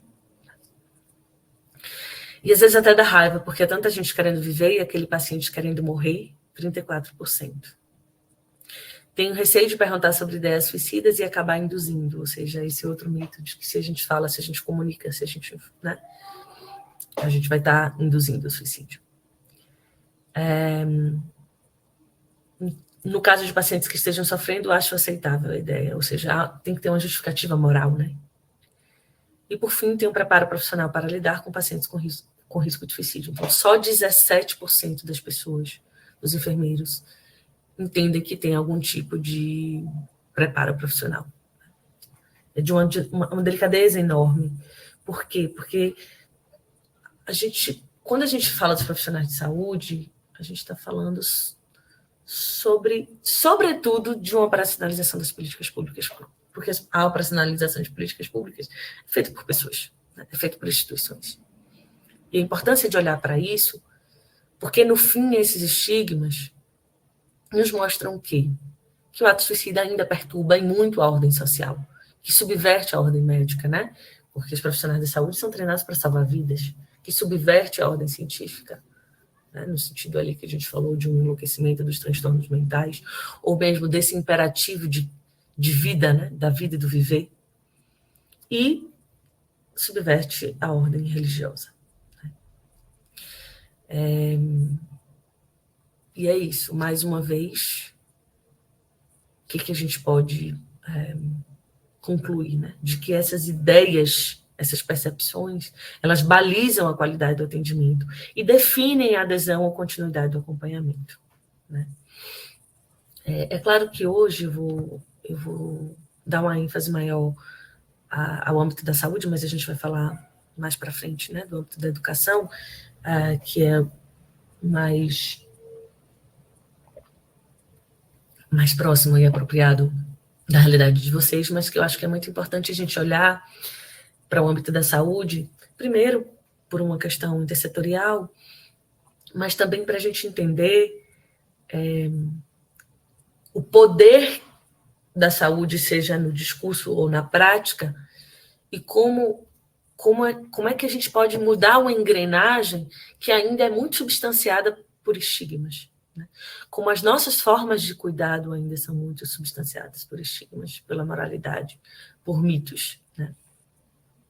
Então, eu queria compartilhar 2 pesquisas com vocês. A primeira foi a minha pesquisa de mestrado, em que eu entrevistei 19 profissionais da saúde, médicos, enfermeiros e técnicos de enfermagem responsáveis pelo primeiro atendimento após uma tentativa de suicídio. 3 hospitais, 3 referências, né, estaduais na cidade de Salvador, que é a minha terra natal. E aí, o que a gente encontrou, né? Esse tripé estigmatizante, a começar pela patologização. Então, vou pedir licença, né, para ler algumas dessas falas. Bom, na minha opinião, para chegar ao ponto de uma pessoa tentar suicídio, eu acredito que deve ter algum distúrbio psicológico, algum distúrbio psiquiátrico. Não entra na minha cabeça que uma pessoa sem nenhum tipo de predisposição a ter um distúrbio psiquiátrico chega ao ponto de tentar suicídio. Isso foi um médico. O outro disse, a gente sabe que isso é doença e que é tratável, né? Está comprovado, né? E aqui não se trata de ignorar, mais uma vez, as estatísticas ou negar a importância do tratamento medicamentoso, mas a nossa tentativa de descolar, né, o sujeito a uma psicopatologia que tende a reduzir o modo de cuidado, né? Gente, vocês podem me interromper por microfone. A ideia, inclusive, é que a gente tenha sempre um espaço de debate, né, tenha o espaço da minha fala e a gente vá para o espaço de debate. Hoje, eu vou tentar dar mais conta do conteúdo direto, porque a gente teve uma abertura aí, né, com as apresentações, com o cronograma, mas o convite está de pé para que vocês possam abrir os microfones e, enfim, complementar aqui as falas e fazer os comentários, né? A Betina colocou, né? Achei muito interessante a quebra dos mitos descritos nas estatísticas, dá uma boa discussão. Exatamente. E acho que é disso um pouco, né? A minha tentativa de trazer a fala deles diretamente, Betina, porque é um tanto assustador, né? O que a gente ainda reconhece na realidade. E aí o segundo eixo, que seria o crime, uma enfermeira diz, é outra coisa assim, bandido baleado, que é outra coisa que toda a equipe atende de pronto, vai para a cirurgia de pronto, mas é uma coisa que revolta, porque assim, você está com um monte de velhinho, um pré-diabético, precisando de amputação, de debridamento para não perder o membro, um monte de jovem com tumor cerebral. Você tem uma série de situações, e aí chegam 6 bandidos. Deus me perdoe, mas a gente dá graças a Deus quando chega todo mundo morto, porque quando chega vivo, tira o recurso de alguém, você está entendendo? Tira o recurso. E é mais ou menos essa lógica. Nem todo mundo tem a coragem de falar não. Mas, assim, eu estou falando de sentimento e é o sentimento de equipe. Porque a gente não vai investir um recurso que era de outra pessoa. Então, a equipe está todo mundo com esse sentimento de muita injustiça. O suicídio acaba entrando um pouco nessa. Aqui a gente está falando de uma hierarquização vital, né? A gente está falando de sujeitos com risco de morte ou de diagnósticos muito difíceis de enfrentamento que precisam de ajuda hospitalar, mas aquele que chega lá por uma questão moral, seja o bandido baleado, seja a pessoa que tentou suicídio, que está fora de uma moralidade comum, que está fora de uma legitimidade da dor, essas pessoas, elas sofrem todo tipo de ressentimento e geram um sentimento de muita injustiça na equipe, né? E aí o segundo eixo do crime é quando esses profissionais comparam a tentativa de suicídio ou suicídio consumado ao aborto, justamente pelo sentimento de discriminação, de julgamento moral, de repulsa, né? Isso porque as mulheres que sofrem ou realizam aborto junto com as pessoas que tentam suicídio, a gente está falando de pessoas e grupos que tentam ou que consumam, né, o ato, retirando aí o poder e o saber dos profissionais, do hospital, do Estado, porque é como se fosse um agenciamento próprio da vida, né? E aí é um confronto total desses saberes e desses poderes. Ainda no tripé, bom, na verdade a gente passou pelo crime e pecado. Aqui eu pulei o pecado, né? Ainda pensando nesse tripé do pecado, Maria Rita Kell vai falar sobre de como muitas normas são regidas pela religião, então, que é também a orientação moral, que também é a formação de sentido para a vida e para a morte, aí espelhadas nas palavras dos profissionais, quando eles dizem, na verdade, eu creio assim, ninguém nasceu para morrer. O plano de Deus inicial não foi esse. Para mim é sempre um choque. A gente tende a cuidar e dizer, tira isso da cabeça. Seus dias têm a dimensão dada por Deus e você não pode intervir sobre isso. A própria religião diz que o suicida não tem perdão. Então, obviamente que essas percepções morais que estão imbuídas nas práticas de cuidado têm efeitos muito avassaladores na interação com os pacientes, né? Porque junto com essas percepções que a gente já falou, a gente vai ter, por exemplo, a dimensão do apelo, é lida como manipulação, como teatralidade, como exibicionismo, né? Foi um consenso para eles, assim, isso aqui é um teatro, né? Um pedido, o que seria um pedido de ajuda é lido como uma forma de chamar a atenção, por exemplo, né? São muitas as representações negativas vinculadas ao ato. Mas também a gente vai falar de um sentimento de inadequação ocupacional, justamente porque essas pessoas não foram sensibilizadas à temática, né? Porque no hospital a intenção maior é salvar vidas. E aí essa subversão do ato causa o quê? Um sentimento de afronta, né? E, obviamente, que essa insatisfação gerada, essa insatisfação, ela é gerada no atendimento. A gente vai observar isso através do desprezo, do comedimento ao nível mínimo de cuidado, como diz uma fala de uma enfermeira. O funcionário se vê explorado, não sei se é essa palavra. Podia estar tratando de alguém que realmente precisa, de alguém que não escolheu estar nessa situação, né? O cuidado, ele é diferenciado. Com certeza, ele é diferenciado. Com certeza absoluta é diferenciado. Ele não é atendido com a mesma dedicação de outro paciente. E aí a gente tem, ao mesmo tempo, que essa percepção que é psicopatológica, o cuidado ele é voltado unicamente para o corpo biológico, né? Então, para uma condição orgânica, é retirar o sujeito do risco de morte, por exemplo. Então, por exemplo, um enfermeiro disse, acham que a sua função vai até aí, a parte técnica. Pronto, fiz o antídoto, tirei o paciente do risco iminente naquele momento, e essa parte desse acompanhamento posterior, que ele vai fazer depois, não é mais comigo. O profissional, ele acha que a responsabilidade vai até aqui, até essa parte técnica. E aí eu me lembro sempre desse exemplo de uma paciente idosa que ela tentou suicídio, foi parar no hospital, ela não tinha uma rede, né? Ela não tinha familiares, ela não tinha amigos, E depois do atendimento, ela, quando ali retirada do risco iminente de morte, ela disse: eu vou sair daqui, eu vou me matar. E aí a equipe de psicologia e serviço social, né, mas principalmente a equipe de psicologia, recusou a alta hospitalar, e ainda assim o hospital deu alta para ela, porque o cuidado com o corpo já tinha sido feito. Ela já tinha sido retirada do risco de morte. Mas essa mulher estava dizendo que ela ia se matar quando ela saísse de lá. E a responsabilidade institucional? E a responsabilidade comunal, né? Então, tudo isso para dizer que, apesar de ser uma leitura psicopatológica, sobretudo no hospital, a gente tem uma restrição do cuidado ao corpo orgânico, né? De modo que esse sujeito, inclusive, foi abandonado à própria sorte diante de um risco iminente de uma nova tentativa ou de morte.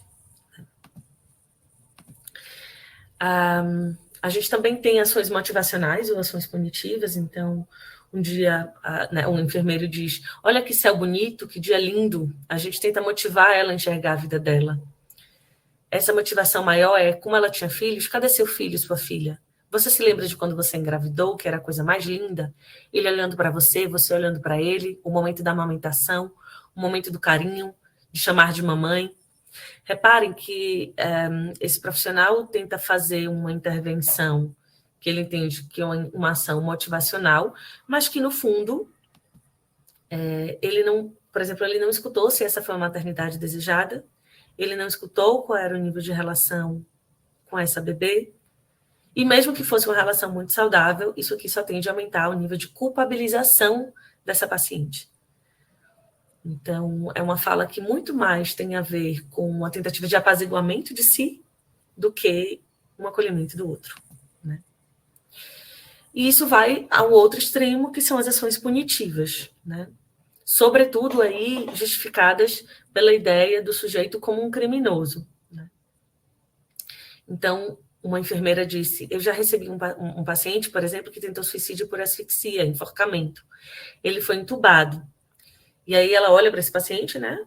Percebe que o tubo não estava bem posicionado e pergunta ao colega, né? E diz: não sei quezinho, o tubo do paciente está fora do lugar. E aí o seu colega responde: deixa ele não quer morrer?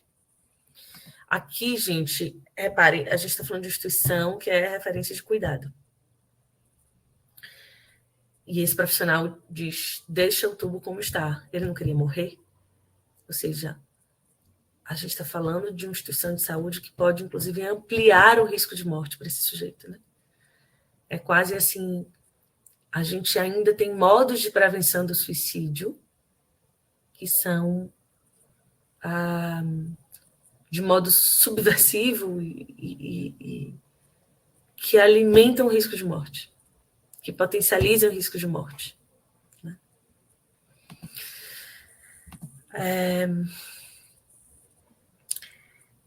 Mas teve uma técnica de enfermagem que falou uma coisa muito importante, né? Eu acho que é uma dor que a pessoa tem que é muito grande, algo que ela não consegue resolver, e que ou ela pede ajuda e não consegue essa ajuda, porque a forma que ela pede as pessoas não interpretam bem, ou ela pede da forma errada realmente. Eu acho que é uma dificuldade de comunicação, da gente prestar atenção no outro e desse outro também saber como atrai a nossa atenção. Aqui a gente, aqui ela é uma profissional que vai denunciar um furo do laço social. Aqui são outras falas, eu não vou aprofundar, mas compartilho de uma outra pesquisa que participei no Observatório de Direitos Humanos dos Pacientes, que é um grupo de pesquisa da Universidade de Brasília. É uma pesquisa que foi realizada em Salvador, Brasília, Goiânia e Porto Alegre, né? Entrevistas semi-estruturadas com 11 participantes. Então, teve desde profissionais da saúde, da psicologia, enfermagem e terapia ocupacional, 2 pacientes e 2 familiares, justamente com o objetivo de analisar a violação de direitos humanos dos pacientes com tentativa de suicídio no contexto dos cuidados em saúde, né? Então, a gente tem alguns direitos humanos dos pacientes. O primeiro deles, o direito de não... Assim, dizer que todos eles foram violados, né? Então, começando o direito de não ser discriminado. Então, por exemplo, um médico falou para uma paciente: você veio atrapalhar meu plantão, você não está querendo se matar. Da próxima vez, você vai para o elevador Lacerda, se joga, que atira e queda. E isso é muito comum, né? Profissionais da saúde ensinando os pacientes a como efetivar essas mortes, né? Seja por plantas venenosas, por medicação, quantidade de medicação, pela falta de paciência, pela falta de empatia, né? De uma forma muito mortificante desses atendimentos, né? E aí a gente vai falar do direito de não ser submetido a tortura ou tratamento desumano ou degradante, né? Então, por exemplo, uma lavagem gástrica usando uma sonda mais calibrosa, que é uma forma dessa pessoa ser punida, né? A gente também vai falar do direito à saúde. Então, uma paciente que disse que a médica se recusou a atender, pegou a bolsa, foi embora, não atendeu. Do direito à informação, direito à vida, né? Então, por exemplo, alguém que chega por tentativa de suicídio, sei lá, e é notificada por outra coisa, né? Sei lá, uma overdose. Não, é preciso que a pessoa, para ela, inclusive, ter atendimento, encaminhamento, ter aí uma continuidade na rede de saúde, é preciso que ela tenha informação, ela tenha o nome correto para que ela tenha informação e ela tenha um cuidado adequado, né? Então, direito à privacidade, o direito acho que eu repeti aqui, né? No sentido de que a gente sabe que essas pessoas às vezes são expostas, ou que essas pessoas sofrem contenção física, contenção química. Então, aí é quase que um passeio por algumas pesquisas que vão denunciar de que a medicina, ou que a saúde, de modo geral, ela é ambígua em relação ao suicídio, né? Porque ela advoga o seu direito sobre ele, de impedir, de tratar, de evitar, mas na prática ignora a questão, né? Então, não há recusa nos casos de tentativa de suicídio no hospital, e sim exclusão na inclusão, né? E qual é mesmo a consequência disso? Uma imputação da discriminação, uma desesperança dos pacientes, porque muitas vezes, né, assim, esses pacientes, ou eles vão deixar de pedir ajuda, eles vão deixar de compartilhar, eles vão deixar de dizer toda a verdade por medo de julgamento ou de ações punitivas, né? Eles são desencorajados a buscar ajuda. A gente vai falar de uma evolução negativa do cuidado e intervenção terapêutica e mesmo o risco de novas tentativas. Porque é isso, assim, o que a Organização Mundial da Saúde nos diz, né? Que apesar do sofrimento psíquico, a maior parte das pessoas, mesmo em países desenvolvidos, não procuram um profissional de saúde mental. Também vai dizer que entre 40% a 60% das pessoas que consumaram suicídio consultaram um médico no mês anterior ao suicídio, e a maioria foi um clínico geral e não um psiquiatra. E Bottega vai dizer que 1 em cada 3 pacientes que tenta suicídio acessa serviços de pronto-socorro até 30 dias antes da ocorrência. O Ministério da Saúde também vai dizer que aproximadamente 40% das pessoas que consumaram suicídio buscaram serviços de saúde de 2 a 7 dias antes do ato. E esses dados nos dizem o quê, né? Primeiro, que a saúde mental não se restringe aos especialistas. Então, vocês mesmos colocaram isso no início, né? A importância da gente olhar para a saúde mental para muito além dos especialistas, dos psiquiatras e dos psicólogos. De como isso afeta a falta de informação, de como isso afeta o acesso e acessibilidade aos serviços, sobretudo na busca de ajuda, né? E aí, sim, a gente vai falar da importância da rede que não é só de saúde, de educação, de uma série de serviços, de funcionamentos aí, que vão ampliar a detecção, os cuidados, os encaminhamentos necessários para as pessoas em sofrimento, né? E aí a gente vai ter, deixa eu ver se alguém falou alguma coisa para tentar aqui encerrar o conteúdo. Bom, aqui não, acho que é sobre a lista só. Bom, eu vou tentar aproveitar esses 10 minutos para tentar trazer o conteúdo que a gente pensou para hoje, pedindo desculpas por não ter quase tempo nenhum para o debate final, mas a gente pode começar no próximo encontro já com o debate, né? Dos fatores de proteção, a gente vai marcar, por exemplo, a existência de uma rede de apoio. Então, a gente vai falar desde da rede institucional à afetiva, sabe? De laços sociais bem estabelecidos, com família, com amigos, de uma afiliação ou de práticas coletivas, de esporte, de atividade cultural, artística, que era um pouco do que a gente falava mais cedo sobre o senso de pertencimento. E como isso, mais do que qualquer outra coisa, afirma a vida. Também uma disposição para buscar ajuda, de poder se comunicar, de pedir informação, de sair um pouco, de poder demandar, né? E a questão do silêncio, ela é muito importante, no sentido de que a gente, muitas vezes, especialmente em instituição de educação, e digo isso também como professora, né? Como professora universitária, às vezes a gente tende a olhar aquele aluno, aquela aluna que dá mais trabalho, ou que chora mais, ou que dá mais trabalho mesmo em sala de aula, que confronta, que briga com outros alunos. E muitas vezes a gente não se atenta àqueles que estão num completo silêncio, né? Então, isso é muito importante também para a gente dar visibilidade, né? Porque, minimamente, aqueles que se expressam, seja pela via da palavra, ou seja pela via do conflito, de alguma maneira estão conseguindo dizer algo, né? Expressar algo. A gente também vai falar do fator de proteção, a ausência de algum tipo de transtorno mental, estar empregado, né? Ter uma vida digna. A gente está aqui falando do emprego não só do ponto de vista de uma sustentação financeira, mas de um horizonte de futuro, de um senso, de um lugar, né? E como essas coisas juntas se somam e se mostram como condições mínimas para uma vida ser considerada vivível, né? A gente também vai falar da capacidade de resolução de problemas, né? Em contraposição, eu queria falar rapidamente dos fatores de risco.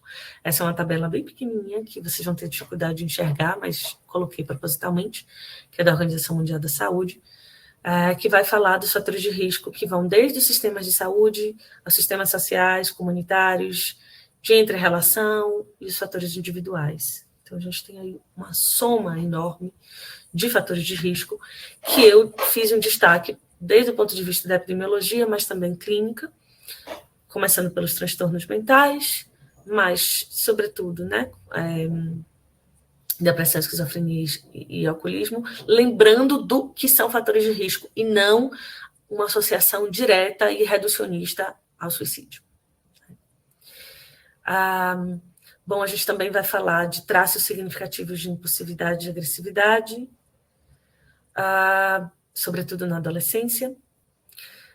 Doenças crônicas incapacitantes. Então, por exemplo, eu acompanhei por alguns anos pacientes com fibromialgia, então esse flerte com a morte diante de um corpo muito enrijecido à dor, né? Com pouca mediação com o mundo, assim, uma existência muito reduzida à dor. Um outro destaque é a tentativa de suicídio anterior, acho que, né, falei disso lá atrás. Dizer da perda por suicídio, ou seja, ser um sobrevivente. E aí a literatura fala do sobrevivente como aquele que perdeu alguém por suicídio, né? Mas aqui, diante das experiências, das narrativas, das inclusões, a gente também tem pessoas que tentaram suicídio e se reconhecem como sobreviventes, psicólogos que perderam seus pacientes e se consideram sobreviventes.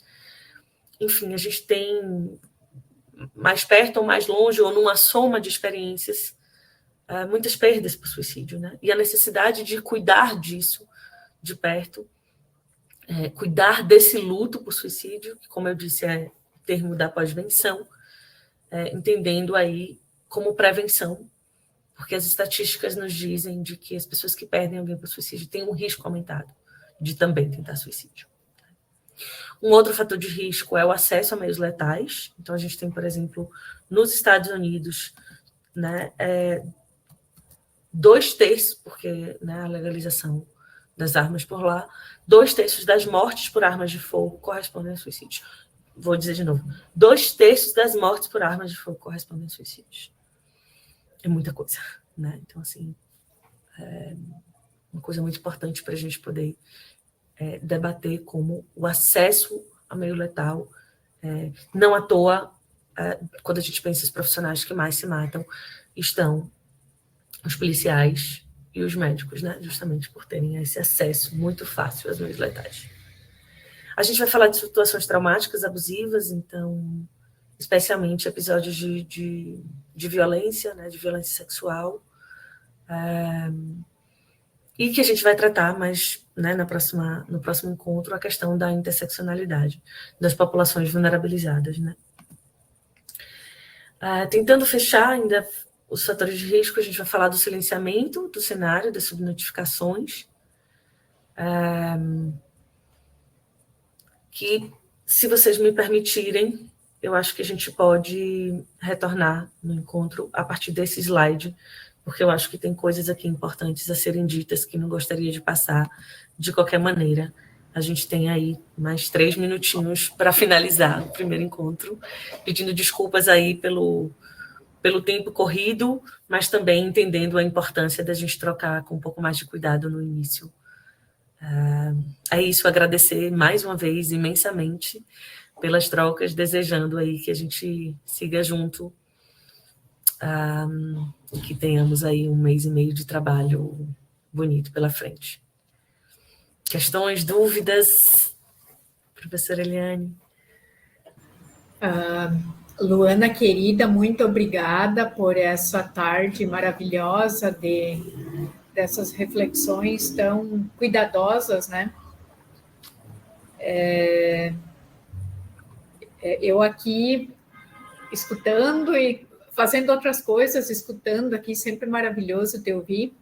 A Mariana Gomes aqui está dizendo que ela comprou o livro Repensando o Suicídio e está quase chegando, coisa legal, que legal.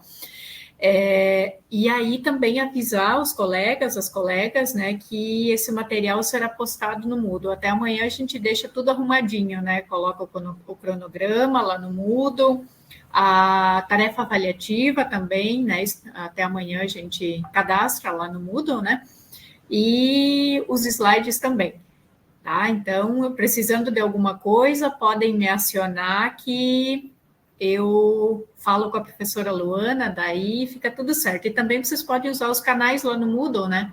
Tem o fórum de dúvidas e discussões gerais lá, que vocês podem usar, podem registrar as suas reflexões, as suas dúvidas, né? Então, fiquem bem à vontade para usar esses canais, ou também, se não se sentirem à vontade por lá, quiserem me repassar, né? Ou a professora Luana também pode disponibilizar o e-mail, né? Enfim, a gente vai se comunicando, né? E vai avançando. Então, agradeço imensamente. A gravação também será disponibilizada, sim, Alex. O Jefferson vai subir para o YouTube, e aí depois a gente disponibiliza a gravação lá na sala do Moodle também, tá? Não sei se amanhã é possível, porque tem um processo ali de subida da RNP, né? E aí depois o Jefferson coloca no YouTube, né? Daí, talvez não amanhã, mas depois da manhã a gente já consegue fazer isso, né, Jefferson? Então, fiquem tranquilos que todo esse material será disponibilizado, né, para que vocês possam usar e abusar. Isso mesmo, Jefferson, obrigada. Um grande abraço, então, que tenhamos uma excelente quinzena, né, tenhamos alguns estudos e qualquer coisa basta chamar. Um grande abraço, então. Desculpa, professora, só lembrando que a gente tem para a próxima semana a leitura do artigo de Lívia Moreto e o filme, Uma Questão de Tempo, quer dizer, 2h37, Uma Questão de Tempo, como tarefa para a gente, daqui a 15 dias, poder debater sobre eles. Professora Luana, só deixa eu lhe perguntar, esse filme se encontra no YouTube? Isso, está lá. Todo mundo consegue encontrar. Consegue. Eu botei o link, inclusive, quando eu passei aquele material, estava com o link, então a gente pode reenviar. Maravilha, então. Tá bom? Maravilha. Eu não bom me trabalho. passou despercebido isso e pensei que poderia ser uma dúvida já, então por isso que perguntei. Bacana, então. Obrigada. Grande abraço. Muito obrigada, então. gente. Muito obrigada, professora, André, Daniele, Jefferson. Até mais. Obrigado a todos e todas. Muito obrigada, gente. Bom restante de semana. Tchau, tchau. Tchau, tchau. Parando a gravação aqui.